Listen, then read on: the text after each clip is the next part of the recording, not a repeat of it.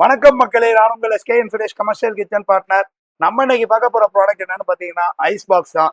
இந்த ice box வந்து பாத்தீங்கன்னா ஜூஸ் ஷாப் வச்சுட்டு வரானீங்க, மெடிக்கல் ஷாப் வச்சுட்டு வரானீங்க, அப்ப இந்த ப்ராடக்ட் உங்களுக்கு யூஸ் ஆகும். இந்த பாக்ஸ் வந்து பாத்தீங்கன்னா 5 லிட்டர்ல இருந்து இப்ப இது பாத்தீங்கன்னா 16, 32, 50, 62 இப்படி சைஸ் வாரியா நம்மள்ட்ட கையில அவைலபிள் இருக்கு.